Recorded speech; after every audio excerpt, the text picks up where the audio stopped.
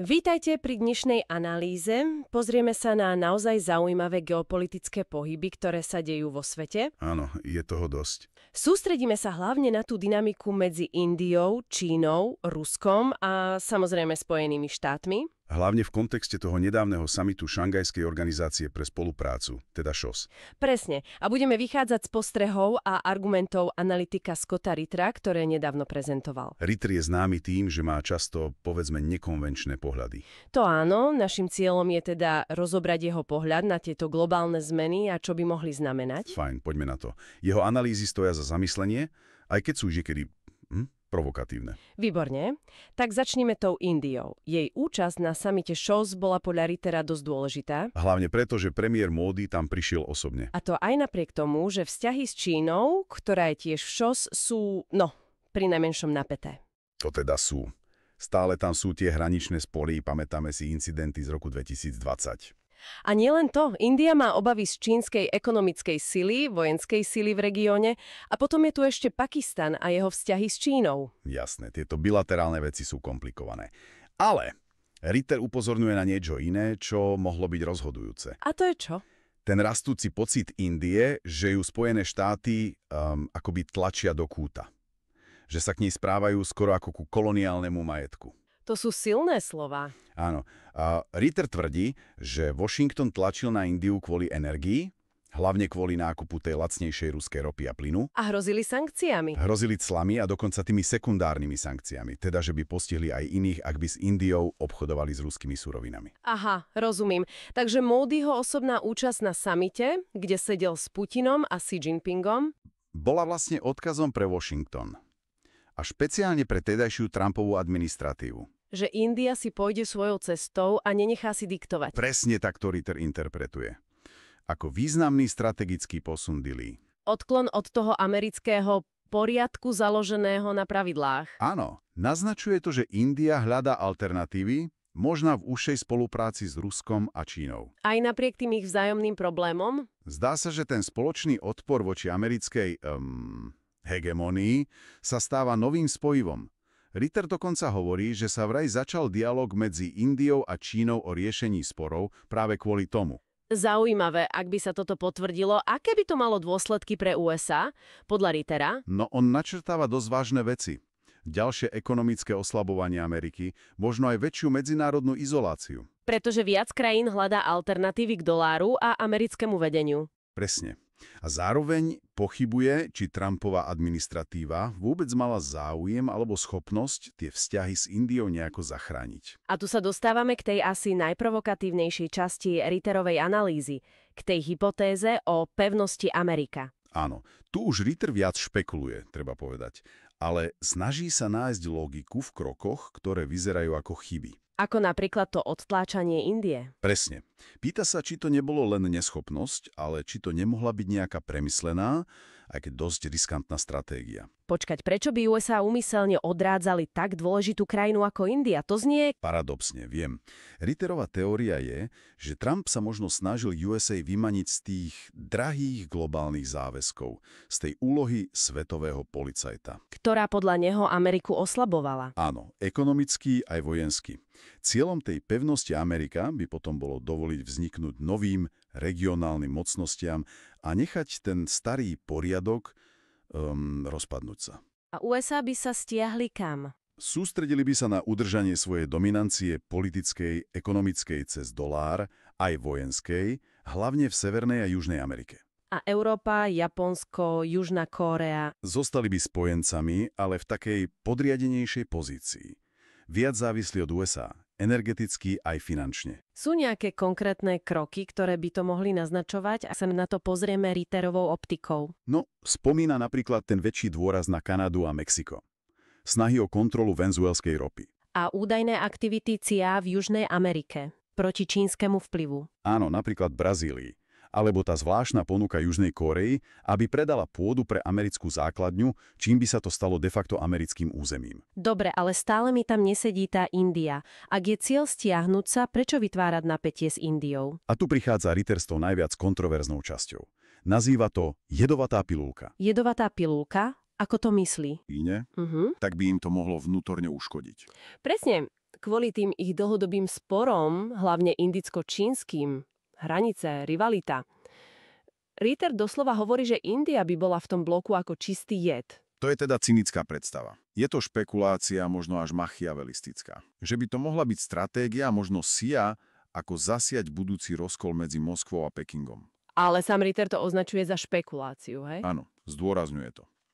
Je to jeho pokus nájsť vysvetlenie pre kroky, ktoré inak vyzerajú pre USA ako seba zničujúce. Aha, tak od týchto veľkých strategických hier sa poďme presunúť k niečomu konkrétnejšiemu. Tá rusko-čínska energetická dohoda na samite ŠOS. Áno, toto je veľmi hmatateľný výsledok. Ide o tú obrovskú dlhodobú dohodu.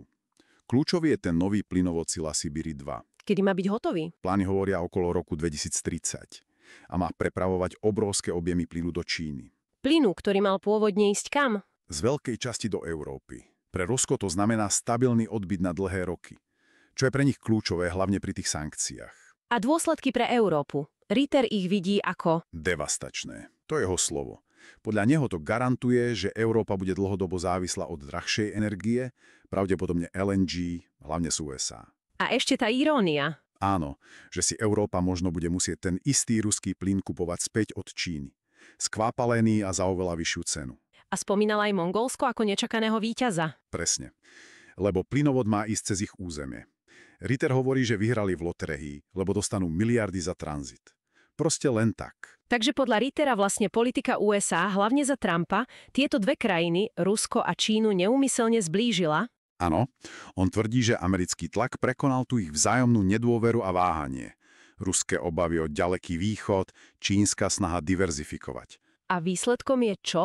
Podľa neho upevnenie ich partnerstva na minimálne 30 rokov, čo zároveň totálne podkopáva ten americký obrad k Tichomoriu. Ktorý mal vyvažovať Čínu. Presne. A ak sa vrátime k tej hypotéze pevnosť Amerika, tak toto posilnenie rusko-čínskeho bloku by tam paradoxne zapadalo. dalo by sa to tak vidieť. Nechať vzniknúť silnú protiváhu v Eurázii, od ktorej sa USA môžu dištancovať a sústrediť na svoju sféru. Zaujímavé prepojenie. Poďme teraz k tej čínskej vojenskej prehliadke. 80. výročie porážky Japonska? Čo si z toho Ritter zobral? Zameral sa na viac vecí. Z techniky vyzdvihol hlavne tie rakety DF-5C. Dongfeng 5C? Čo sú zač? Starší typ, medzikontinentálne nakvapolné palivo. Príprava na štart trvá dlho aj 2 hodiny a vtedy sú zraniteľné. Takže nie je zbraň prvého úderu? Skôr odstrašovanie. Ritter hovorí, že Čína tým ukazuje. Máme spoľahlivú jadrovú odvetu, nezačínajte si. Poznamenal, že mohli viac ukázať tie modernejšie DF-41 na tuhé palivo, ale neurobili to. Aj to môže byť signál. A čo tí vojáci? Tá ich synchronizácia? Áno, uznal, že to bolo vizuálne ohromujúce, tá disciplína. Ale zároveň dodal tak pragmaticky, že vojny sa nevyhrávajú s vojakmi z prehliadok. Ako to myslel? Že tie jednotky, čo drillujú pochodovanie, nemajú toľko času na reálny bojový výcvik. Takže tú prehliadku vnímal hlavne ako ukážku hrdosti, jednoty, disciplíny, nie nutne ako vrchol bojových schopností. Ritter kládol dôraz aj na historický kontext. Prečo sú tie prehliadky pre Čínu, Rusko, Severnú Kóreu také dôležité? Vidí to ako ich spôsob, ako čeliť tomu, čo vnímajú ako západné, hlavne americké, prepisovanie histórie druhej svetovej vojny. Že Západ zľahčuje úlohu Sovietskeho zväzu proti Nemecku? Áno, a rovnako aj úlovu Číny a Sovietov proti Japonsku na kontinente. Kritizoval ten americký pohľad, čo sa sústredí na atomovky a ostrovné kampane. A ignoruje napríklad tú sovietsku ofenzívu v Manžusku? Presne.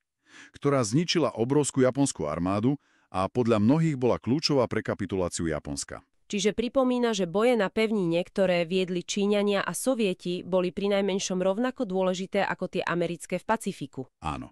Volá po väčšom rešpekte k príspevkom všetkých spojencov. Zaujímavá bola jeho analýza Trumpovej reakcie na tú prehliadku. Čo povedal Trump? Že bola pôsobivá, ale že USA neboli dosť ocenené za pomoc Číne počas vojny. Za to, že jej pomohli získať slobodu. A Ritter s tým nesúhlasil. Veľmi ostro. Poukázal na to, že americká pomoc išla hlavne nacionalistom Čankajšika, ktorí potom prehrali občiansku vojnu s Maom. Takže dnešná Čína podľa neho nedlží USA žiadnu vďaku za oslobodenie. Táto téma vojenskej sily a histórie nás privádza k súčasnej americkej vojenskej pripravenosti. Ritter bol veľmi kritický voči vtedajšiemu veľvyslancovi USA pri NATO. Áno, Ten hovoril o ukradnutej čínskej technológii a drvivej americkej prevahe. Ritter ho nazval doslova idiotom. Prečo tak ostro? Lebo podľa Rittera ten veľvyslanec nemal ani poňatia o reálnej situácii, tvrdí, že schopnosti USA voči Číne sú oveľa komplikovanejšie a pre USA menej priaznivé. Ako konkrétne to vidí? Kde sú tie problémy? No, spomína napríklad neúspešnú reštrukturalizáciu námornej pechoty pod generálom Bergerom, ktorá mala byť práve proti Číne. A námorníctvo? Tam vidí problémy s údržbou lodí. Málo personálu, málo rakiet. A hlavne tú zraniteľnosť lietadlových lodí voči čínskym raketám, protilodným, hypersonickým. Aj problémy s projekciou sily. Presunúť vojakov a techniku. Presne. Tvrdí, že USA by mali problém efektívne brániť Tajvan bez toho, aby neoslabili obranu Južnej Kórey. Jednoducho nemajú dosť kapacít na dve veľké operácie naraz. A citoval aj tie vojnové hry. Áno, že vraj opakovane ukazujú prehru USA v simulovanom konflikte s Čínou o Tajvan. Tak čo by mali USA robiť? Podľa Rittera. Investovať bilióny do armády. Pripúšťa, že by to bolo potrebné na reálnu konkurenciu v Pacifiku. Ale zároveň sa pýta, prečo? Aký je cieľ? Namiesto toho vidí iné problémy. Áno, tie domáce. Problémy s náborom do armády. Klesajúca kondícia populácie. Použil až výraz krajina tučných tiel. Rozpadajúca sa infraštruktúra, zlé školstvo. Takže navrhuje zamerať sa na toto. Opraviť Ameriku zvnútra. Presne. Naplniť to heslo urobiť Ameriku opäť skvelou investíciami doma. Do ciest, škôl, ľudí. A v zahraničí viac diplomacie, napríklad hľadať riešenie pre Tajvan s Čínou. Áno, možno na báze jedna krajina, dva systémy. Proste presmerovať tie obrovské vojenské zdroje na domácu obnovu. To je jeho hlavný argument. Okrem tejto veľkej geopolitiky sa Ritter dotkol aj iných konfliktov. Čo povedal o Ukrajine? Analyzoval tú mapu, čo mal ukázať Gerasimov s Odesou, Mikolajivom, možno Charkovom ako súčasťou Ruska. A ako to interpretoval? Ako zámerný signál z Moskvy, že toto je vojenská realita a že tieto oblasti sa pravdepodobne stanú ruskými nárazníkovými zónami alebo budú anektované. A videl spojitosť aj so summitom ŠOS? Implicitne áno. Spomenul podporu od Kim Jong-una pre Rusko. A tú energetickú dohodu s Čínou tiež vnímal ako podporu Rusku voči Západu. A ešte stručne spomenul Jemen, izraelský útok. Áno, komentoval zabitie toho premiéra menovaného Husiami, nazval to Nasrallahova šablona. Ako cielené zabíjanie lídrov. Presne. S cieľom zasiať chaos a zlomiť vôľu bojovať. Ale zároveň pochyboval, či to bude proti Husiom fungovať. Považuje ich za príliš odolných. Áno, za veľmi odolné, decentralizované a ideologicky silné hnutie. Že ich takéto útoky pravdepodobne nezlomia. Výborne, ďakujem pekne. Skúsme to teda zhrnúť. Ritterova analýza nám ukazuje svet v pohybe, kde staré pravidlá a spojenectvá už tak neplatia. Presne. Kľúčové sú tie zložité vzťahy medzi Indiou, Čínou, Ruskom a potom tie možné zmeny v politike USA. Či už smerom k izolacionizmu, alebo k tej predefinovanej sfére vplyvu v rámci pevnosti Amerika. A tá záverečná myšlienka, ktorú Ritter ponúka, je fakt na zamyslenie. Je dosť provokatívna. Čo ak tie kroky USA, ktoré tlačia Indiu k Rusku a Číne, nie sú len chyby? A zámerná, aj keď riskantná a cynická dlhodobá stratégia. Či už tá jedovatá pilulka na rozloženie rusko-čínskeho bloku. Alebo súčasťou stratégie stiahnutia sa do pevnosti Amerika. Áno. A otázka je, aké nepredvídané dôsledky by mohlo mať, keby sa tie veľmoci navzájom zle odhadli. Vo svojich zámeroch, schopnostiach. V tomto čoraz menej prehľadnom svete. Presne tak. To je otázka, ktorá po tejto analýze zostáva tak trochu visieť vo vzduchu.